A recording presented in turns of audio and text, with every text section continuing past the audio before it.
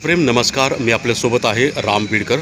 PM न्यूजमध्ये आपलं स्वागत आहे. आता बुद्धगयेची क्षणचित्र आपण पाहतोय. बुद्धगयेच्या टूरसाठी आम्ही आलो आहोत. ते माझ्यासोबत जे उपासक आणि उपासिका आहेत, तर बुद्धगयेमध्ये या ठिकाणी काही भिक्षुणी आहेत. काही मध्य प्रदेश बालाघाटचीही उपासक आणि उपासिका या ठिकाणी उपस्थित आहेत.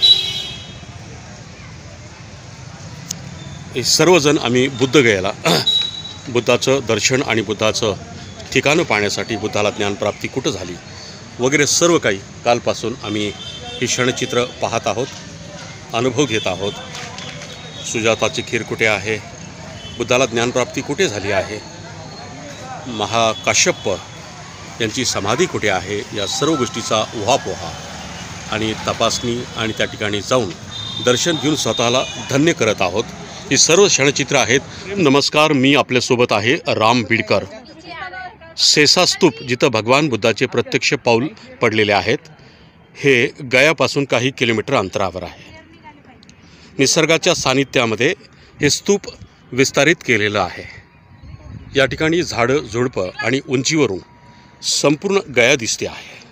वेगवेगळे उपासक या ठिकाणी दर्शन घेण्यासाठी सातत्याने येत असतात. आणि पलीकडच्या बाजूला आपण जे क्षणचित्र पाहतोय ती गया आहे. ही गया दिसते आहे. पलीकडच्या बाजूला हे स्तूप आहे. स्तूपाच्या बाजूला भदंत या ठिकाणी कोणी येतील तर त्यांना ध्यान करण्याची व्यवस्था या ठिकाणी आहे. त्या बाजूला आपण जाऊ. सेसा स्तूप गयापासून काही किलोमीटर अंतरावर आहे.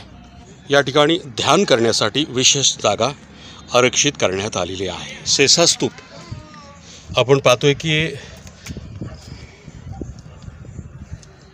तैवान, मलेशिया आणि हाँगकाँग इतर देशांनी याला आर्थिक पुरवठा करून हे स्तूप बांधण्यात आलेलं आहे. हे बुद्धांचं स्तूप आहे. बुद्धांची पावले या ठिकाणी पडलेली आहेत. या ठिकाणी आपण पाहू शकतो हे भगवान बुद्धाचं रूप आपण पाहतोय. वरती स्तूप. PM न्यूजकरिता बुद्धगयेहून राम बीडकर.